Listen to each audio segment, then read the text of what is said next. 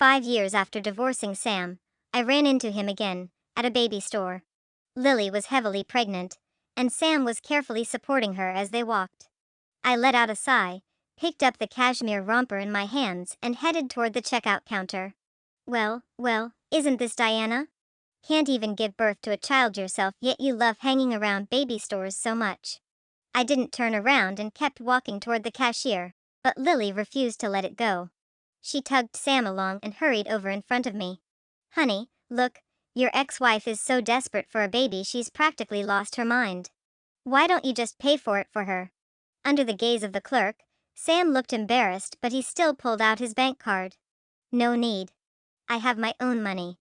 Being rejected made Sam furious and humiliated. He suddenly grabbed my shopping bag. And where do you think that money came from? From taking my assets in the divorce. What are you so smug about? Chapter 1. Lily looked like a proud peacock. She clung affectionately to Sam's arm, chin lifted high. She sized me up from head to toe, her gaze deliberately lingering on my flat stomach for a few seconds, the smug curve of her lips stretching almost to her ears. She shook Sam's arm, her voice so saccharine it could drip water. Honey, look, Diana likes this outfit so much her eyes are practically glued to it. How about, you buy it for her? It could fulfill her dream of becoming a mother. Look at her, she's kind of pitiful. I looked at her. At that carefully made-up face, now completely different from the plain look she had back when she was just an assistant. Sam still looked impeccably polished. Dressed in a custom-made suit, the Patek Philippe watch I'd given him still on his wrist, his hair meticulously styled. Every inch of him screamed successful man. Yet the moment his eyes met mine, a flicker of awkwardness still crossed his otherwise expressionless face. I couldn't be bothered to waste words on them. As I turned to leave, I could still hear Lily behind me endlessly complaining to Sam about something. But Sam was just staring straight at me. The car drove smoothly along the overpass. Watching the familiar scenery flow past outside the window, I suddenly thought of how Sam and I were right after graduation. Back then, we were squeezed into a rented room in an urban village less than 15 square meters. There was no air conditioning in summer, so we'd go to the supermarket just to enjoy the cold air. We were so poor back then. So poor that sharing a single 5 yuan cup of instant noodles between the two of us felt like the finest delicacy in the world. He would put the only poached egg into my bowl, and I would quietly push the few slices of sausage I had back into his bowl. Later, he said he wanted to start a business, that he wanted to give me the best life. I believed him. I gave him every bit of the inheritance my parents had left me. That was our only startup capital. The company was called SD Technology. It was made up of the initials of our names. Those years of starting the business were the hardest years of my life. And also the happiest days I ever had. Chapter 2. I stayed up with him through countless sleepless nights, revising proposals in front of the computer until my eyes were red and swollen. I sat beside him at drinking tables, locking glass after glass of strong liquor for him, drinking until my stomach bled and I was rushed to the hospital. I waited with him just for a contract worth a few $100,000, standing outside the client's office building for an entire day. Back then, we had nothing. And yet, it felt as if we owned the whole world. SD Technology succeeded. From that tiny rented room, barely over 10 square meters, we moved into the most prestigious office building in the city center. The company grew bigger and bigger, like a snowball rolling downhill. Sam became what people called a young and promising boss. And I chose to step back. I believed that behind a successful man there needed to be a woman who could take care of everything for him. So I put away all my sharp edges and ambitions and willingly became the shadow behind him. I always matched his ties.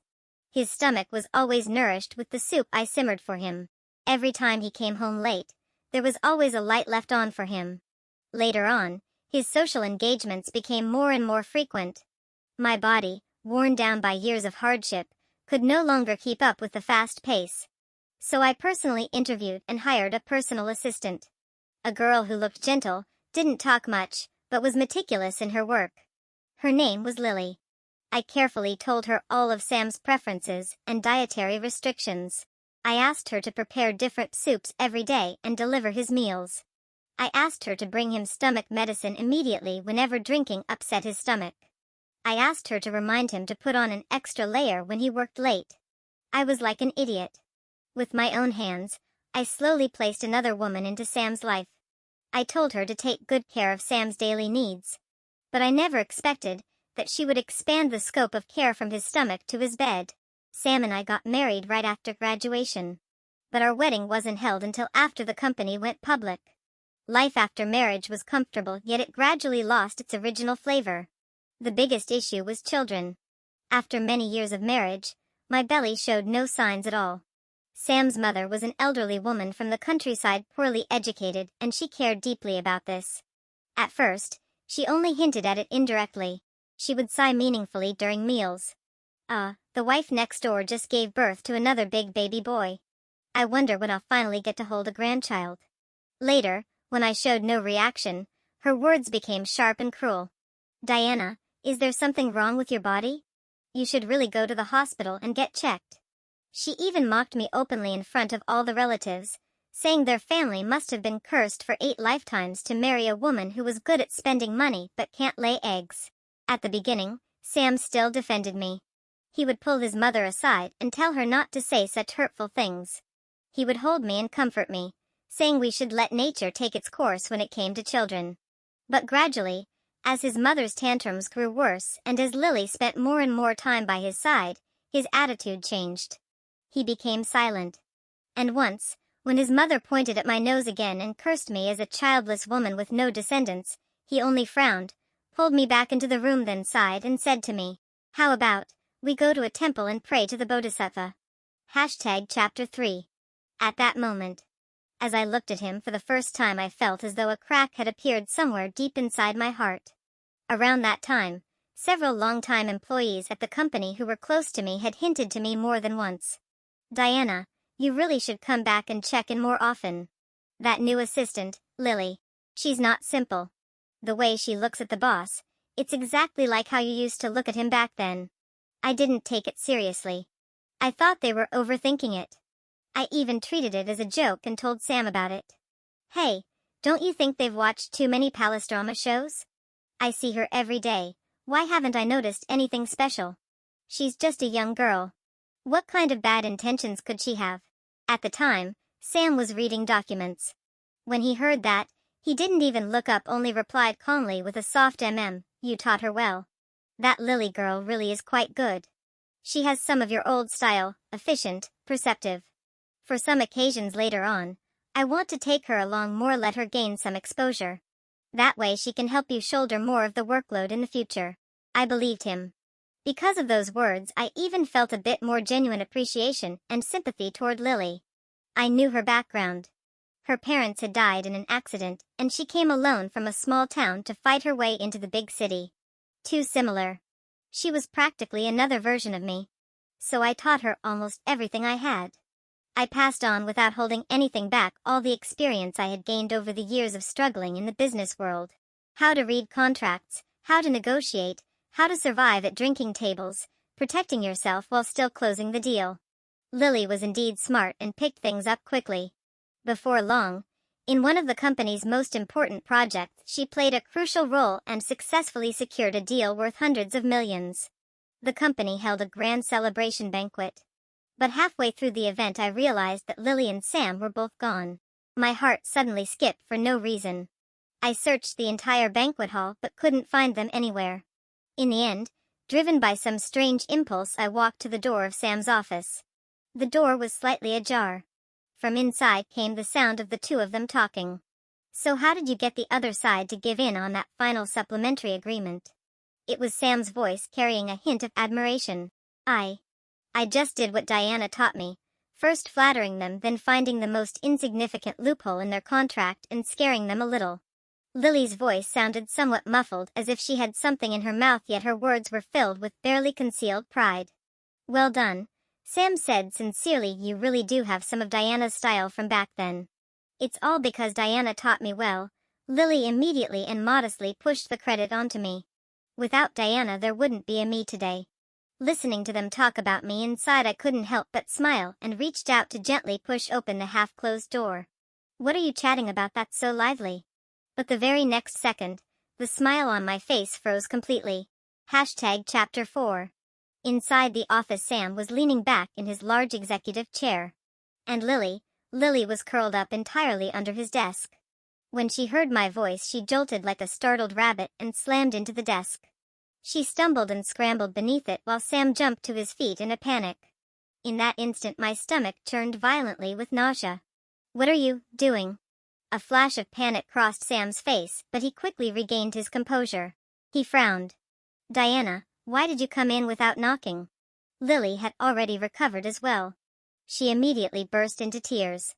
"Diana, please, don't misunderstand. I accidentally dropped my earring under the desk. Sam was just helping me look for it. I couldn't hold it in anymore." I rushed forward, about to slap that disgusting woman. But before my hand could reach her face, a sharp, resounding slap landed brutally across my face. It was Sam. He actually hit me to protect her. At the office doorway, colleagues who had rushed over after hearing the noise all sucked in a sharp breath. Sam looked at me with not a trace of guilt in his eyes, only impatient anger. "Diana, have you caused enough trouble already? Have you been stuck at home for too long imagining things? Lily is a trainee you and I trained together. How could you doubt her like this?" That slap was loud and crisp. It didn't just stun me. It stunned everyone standing at the office door. The entire world seemed to have been muted. I didn't say a word. I just looked at him. At the man I had loved for 8 years, the man I had accompanied from absolute nothing to immense wealth. And he had slapped me in front of the entire company, for another woman. I turned around and, under the complicated gazes of everyone, slowly walked out of that office that made me feel sick and suffocated. Not long after I got home, Sam rushed back as well. The moment he walked in, he tried to hug me. "Diana, I'm sorry. Just now. I really acted on impulse. I had a bit to drink. I didn't mean it." Expressionless, I avoided the hand he reached out. "Why?" Sam's eyes began to dodge. He didn't dare look me in the eye. I wasn't protecting her, Diana. Lily, she's really not what you think. She's just a girl who just graduated, very timid. The way you were back then would have scared her." "Sam," I cut him off, "even now you're still saying this kind of bullshit." Seeing that I was truly angry, he became anxious too. He stepped forward, grabbed my shoulders, trying to make me believe his so-called difficult position. "Diana, listen to me. This is a critical period for the company's development. As the face of the company, I can't afford any negative publicity. Think about it. If today's incident got blown up, how would people see me? See our company? All these years of hard work." I looked at him. At that face full of sincerity and helplessness. Suddenly, I felt exhausted. Disgusted. It didn't take long for me to learn the truth. Why he had been so out of control that day, so desperate to protect Lily. It wasn't for any damn company future. It was because Lily was already pregnant. That day I was in the kitchen making dessert when the doorbell suddenly rang. Lily stood there crying her eyes out, clutching a crumpled ultrasound report. And Sam stood behind her, his expression complicated, completely at a loss. That night he asked me for a divorce. He didn't dare look me in the eye. He just lowered his head. "Diana, I'm sorry. My mom, she's getting old. She's always wanted to hold a grandson. Our family can't end without an heir." I didn't cry. I didn't make a scene. I only calmly asked him one last question. "Sam, are you sure that child is yours?" Chapter 5. He suddenly lifted his head and looked at me as if I were being unreasonable. "Diana, how can you say something like that? Lily, she's not that kind of woman. At a time like this, are you really going to keep making trouble for no reason?" I smiled and said nothing more. I took out the divorce agreement I had prepared long ago. I only asked for half of the shares of SD Technology. That was what I deserved. Before moving out, I took out the report that had been locked away in the safe all this time. The examination results on it clearly showed that Sam had no reproductive ability. I stared at that piece of paper for a long time. In the end, I still tore it into tiny pieces, threw them into the toilet, and flushed everything away. My thoughts were pulled back by a soft melody. I was home. The nanny was waiting at the door, holding my baby daughter Sophia, who had just woken up. When the little one saw me, she immediately stretched out her chubby little hands, babbling and asking to be held. I took her into my arms and planted a firm kiss on her soft, pudgy little cheeks. In that instant, all those unpleasant memories from just moments ago vanished without a trace. After that unexpected encounter, I thought that was the end of it. But a few days later, Sophia developed some small red spots from Rosella infantum. Although the doctor said it was nothing serious, I still couldn't feel at ease, so my husband and I took her to the hospital for a follow-up. After leaving the doctor's office to pick up the test results in that corridor packed with parents and children, I ran into the two people I least wanted to see again. Sam and Lily. Lily's postpartum recovery didn't seem to be going very well. She looked swollen and worn out. In her arms was a sickly-looking baby boy, while Sam followed beside her holding a large mommy bag, his expression anxious. Lily saw me too. She froze for a moment, then that familiar sharp smile appeared on her face again. "Oh, Diana." She deliberately raised her voice, drawing the attention of everyone around us. "What is this? Gone crazy from wanting a child? You even chased all the way to the pediatrics department." She covered her mouth and looked at me with feigned shock. You wouldn't be losing your mind, would you? Planning to steal a child from here?" Before I could even speak, Sam interrupted her. "Lily, stop talking nonsense." He frowned and scolded her. Then his gaze fell on me, his expression complicated. What's wrong with your health? Why are you at the hospital?" He was probably still assuming that I couldn't have children. I couldn't be bothered to explain anything to him. I simply turned around, ready to leave this troublesome place. But at the very moment I turned, a child who had just learned to walk ran straight into my leg with a soft thud. The impact made me stagger. The report sheets in my hand scattered across the floor like snowflakes. Sam, who was closest to me, almost instinctively bent down to help me pick them up. He moved quickly and grabbed the top sheet first. It was Sophia's test report, freshly printed just moments ago. He saw my name clearly written in the column labeled Mother. And he also saw at the bottom of the report the doctor's bold, sweeping diagnosis. Rosella infantum recovered. Postpartum 1-year follow-up, all indicators normal. His hand froze instantly. #Chapter 6. He stood there as if frozen by a spell, completely stunned. "Honey, what's wrong?" Lily, holding the baby and seeing that he hadn't moved for a long time, walked over impatiently. She saw the report as well. Her pupils shrank sharply. "Oh my God, honey." Like a cat whose tail had been stepped on, she suddenly screamed. The baby seems to have a fever again. We need to find a doctor now." Without giving him a chance to respond, she grabbed Sam, who was still in a daze, and almost dragged him away in a panicked, fleeing posture. There was no trace left of her earlier arrogance and smugness. Only undisguised terror remained in her eyes. I couldn't be bothered with the undercurrents between them. Holding the report, I returned to the VIP ward. I pushed the door open. A gentle, smiling voice came from inside. "Sweetheart, look, Mommy's back. We can go now." Diego was sitting on the sofa, teasing the little boy who looked exactly like my daughter Sophia, Lucas. "Yes, a year ago I gave birth to a pair of twins, a boy and a girl." When Sophia saw me, she immediately wriggled free from Diego's arms, ran over, and hugged my leg, calling out in a soft, babyish voice, "Mommy, hug." Smiling, I picked her up and Diego walked over as well. "What did the doctor say?" "It's nothing, just a normal case of Rosella." But just as we finished packing up and were about to leave the hospital, I happened to see Sam standing at the hospital entrance. His gaze was fixed, glued to Sophia in my arms. He stared in disbelief at that little face, almost carved from the same mold as mine. His lips trembled as if he wanted to say something. Lily was standing behind him too. When she saw our family of 4, the expression on her face became even more dramatic. Jealousy and guilt intertwined on her swollen face, forming a ridiculous picture. She probably feared Sam might say something he shouldn't, so she spoke first. The familiar sarcasm was still there, but her confidence was clearly gone. "Diana, you're really in the mood, aren't you?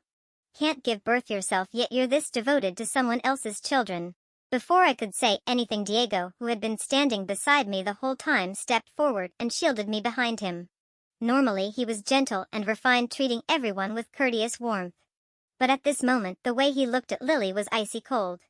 "Ma'am," his voice wasn't loud, "you can eat whatever you want, but you can't say just anything. My wife is not someone an outsider gets to gossip about." Lily was left speechless by his retort, her face instantly turning a deep purplish red. Sam subconsciously pulled Lily behind him, adopting a protective stance. I watched the scene. Watched him stand in front of another woman, shielding her. and suddenly an indescribable bitterness welled up in my chest. I thought of a very, very long time ago. Back when SD technology was still an unknown little workshop. Because we had touched someone else's interests, we were cornered in the company warehouse by a group of thugs. Sam himself had already been beaten badly, yet he still spread his arms wide like an eagle, protecting its young, firmly shielding me behind him. Fists and clubs rained down on him. He was beaten until his head was split open, 2 of his ribs broken, yet he still protected me without making a sound. It was also because he had once placed me first like that without hesitation. That when I learned the truth, that he couldn't have children, I still instinctively chose to keep it hidden for him. I wanted to protect him. To protect that pitiful and laughable thing, his pride as a man. Chapter 7.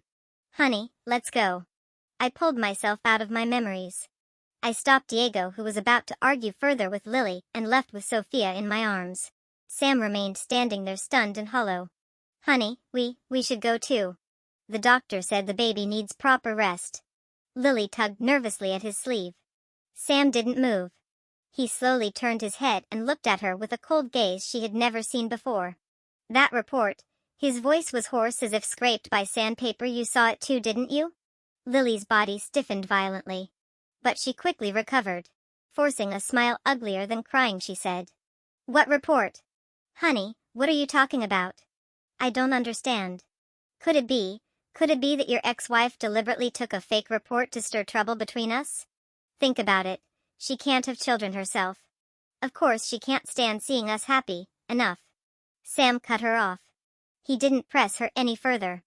After returning from the hospital that day, Sam took advantage of a moment when Lily wasn't paying attention and secretly plucked a few soft strands of newborn hair from the baby. He carefully wrapped the hairs in a tissue, then drove alone to the most authoritative forensic identification center in the city. The days waiting for the results were torture beyond anything he had ever experienced. He began suffering from sleepless nights again. The moment he closed his eyes, his mind filled with scenes from the past that he had deliberately ignored.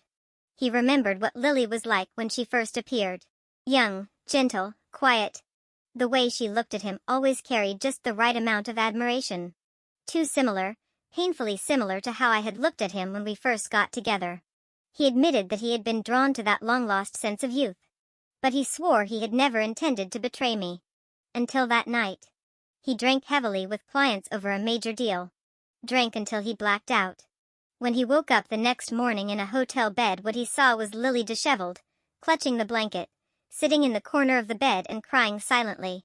At that moment his mind exploded. He believed that he had lost control while drunk and committed an unforgivable mistake. From that day on he began deliberately distancing himself from me. Not because he stopped loving me. Perhaps because he couldn't face the filthy version of himself. He despised himself in guilt, yet couldn't stop growing closer and closer to Lily. So when Lily later appeared before him holding that pregnancy report, he actually felt a strange sense of relief. He truly wanted a child. He wanted to use a child to make up for what he owed his parents. And he also wanted to use this so-called responsibility to lessen the crushing guilt weighing on his heart. So he chose the simplest and cruelest path. He chose to divorce me. The day the test results came out, it was raining heavily. Sam sat alone in his car staring at those few thin pages of paper. Excluded biological relationship. Those cold words stabbed straight into his eyes. So it had all been fake.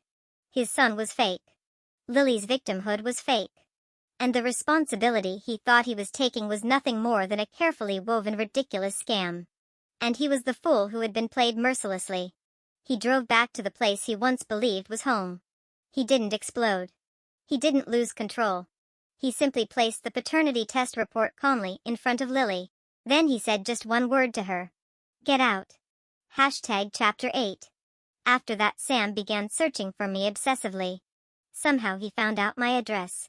So he lingered downstairs at my building day and night like a restless ghost.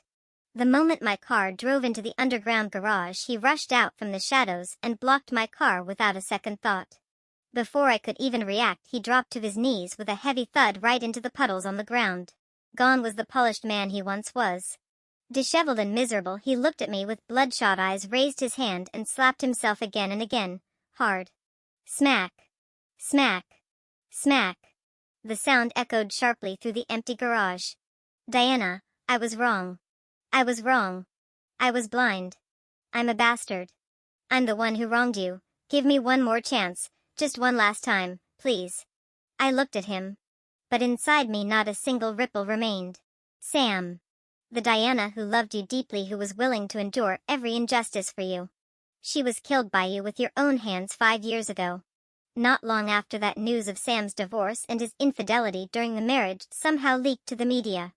Public opinion exploded overnight. The stock price of SD technology plummeted accordingly. Nearly 1 billion vanished in a single night.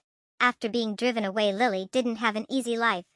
She must have been truly desperate. Holding that child, she went looking for the child's biological father. That man was another wealthy benefactor she had latched onto, richer than Sam and far more ruthless. The outcome was predictable. Not only did she fail to get a single cent, she was publicly humiliated by the man's legal wife, who brought people along to shame her in public. The scandal spread everywhere. Within that social circle, she became a complete joke. In the end, she had no choice but to crawl back to Sam. Holding the child, she knelt outside the SD Technology building, crying herself hoarse, trying to win Sam back.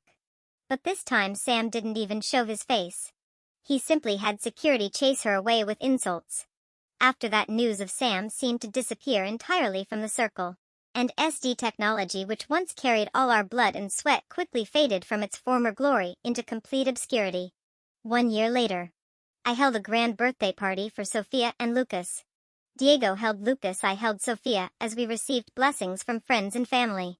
My gaze casually swept across a corner of the banquet hall. And then I saw someone who shouldn't have been there. It was Sam. I had no idea how he managed to get in. He was wearing an old suit washed until it had faded white. His entire body radiated destitution and decline. He stood far away in the shadows, watching us like a lost soul. Sophia, following my line of sight, saw him too. "Mommy, that weird uncle is here again." I withdrew my gaze and gently turned, blocking Sophia's view. "Machem, we won't pay attention to him. Let's go far away." Diego walked over and gently wrapped an arm around my waist. I smiled at him. It felt as if my truly happy life had only just begun.